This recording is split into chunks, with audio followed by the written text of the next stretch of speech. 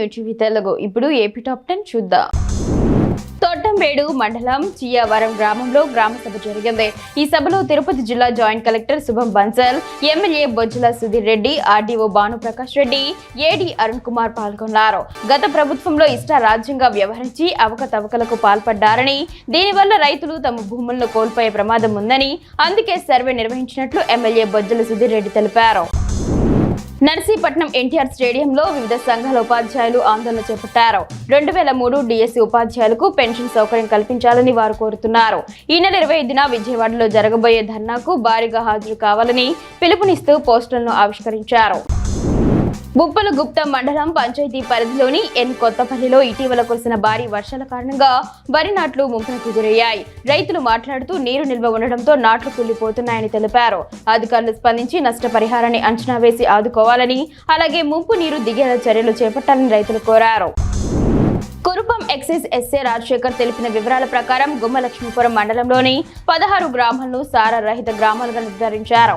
MPDO కార్యాలయంలో MPP దేనమయ్య అధ్యక్షతన జరిగిన సమావేశంలో ఎంపీడీఓ ఎంఆర్ఓలతో ఈ మేరకు చర్చించారు. నవోదయం 2.0 కార్యక్రమంలో భాగంగా మారుమూల గిరిజన గ్రామాల్లో నాటు సారా వల్ల కలిగే అనర్థాలను వివరించి ప్రజల్లో మార్పు తీసుకురావడం ద్వారా సారాను పూర్తిగా అరికట్టినట్లు ఎస్ఏ తెలిపారు. ధర్మవరం పట్టణంలో పర్యటిస్తున్న మంత్రి సత్యకుమార్ ఆర్టీసీ బస్సులో ప్రయాణించి స్త్రీశక్తి పథకంపై మహిళా ప్రయాణికుల అభిప్రాయాలను తెలుసుకున్నారు. ఈ సందర్భంగా మంత్రి మాట్లాడుతూ కూటమి ప్రభుత్వం మహిళల పక్షపాతి అని, వారి అభివృద్ధి కోసం అనేక సంక్షేమ పథకాలు ప్రవేశపెట్టిందని తెలిపారు.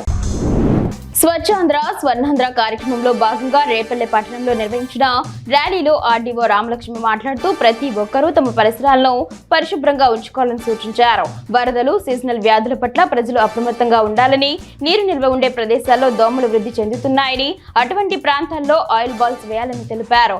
వరదలు ఎక్కువగా ఉన్న నేపథ్యంలో చిన్నపిల్లలు నీళ్లలోకి దిగవద్దని ఆమె సూచించారు.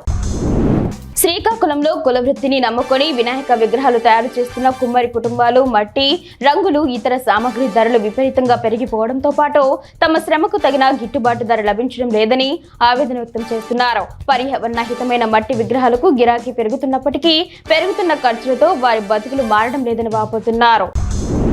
రాష్ట్ర వైద్య ఆరోగ్య శాఖ మంత్రి సత్యకుమార్ యాదవ్ ధర్మవరం పట్టణంలోని సిద్ధయ్య గుట్ట వద్ద జంగిల్ క్లియరెన్స్ పనులను పరిశీలించారు. మున్సిపల్ కమిషనర్ ప్రమోద్ కుమార్ తో కలిసి స్థలాన్ని సందర్శించిన మంత్రి సిద్ధయ్య గుట్టలో పార్క్ ఏర్పాటుకు ప్రతిపాదనలు సిద్ధం చేయాలని అధికారులను ఆదేశించారు. రాష్ట్ర వైద్య ఆరోగ్య శాఖ మంత్రి సత్యకుమార్ యాదవ్ ధర్మవరం ఆర్టీసీ బస్టాండ్ సందర్శించారు. బస్సుల్లోకి వెళ్లి ప్రయాణికులతో మాట్లాడారు. ఒక మహిళా ప్రయాణికురాలికి టికెట్ కొట్టించి ఉచిత బస్సు ప్రయాణం ఎలా ఉందో అడిగి తెలుసుకున్నారు. కపిలేశ్వరపురం మండలంలోని అద్దంకి వారిలంక గ్రామంలో ఎగువన కురుస్తున్న భారీ వర్షాల కారణంగా గోదావరి నదికి వరద నీరు ఉధృతంగా ప్రవహిస్తోంది. దీనితో శ్మశాన వాటికకు వెళ్లే రహదారి పూర్తిగా నీట మునిగింది. ఈ కారణంగా గ్రామస్తులు దాన సంస్కారాలు నిర్వహించుకోవడానికి తీవ్ర ఇబ్బందులు ఎదుర్కొంటున్నారు. ఈ నేపథ్యంలో మెరక ప్రాంతంలో శ్మశాన వాటికను ఏర్పాటు చేయాలని గ్రామస్తులు విజ్ఞప్తి చేశారు.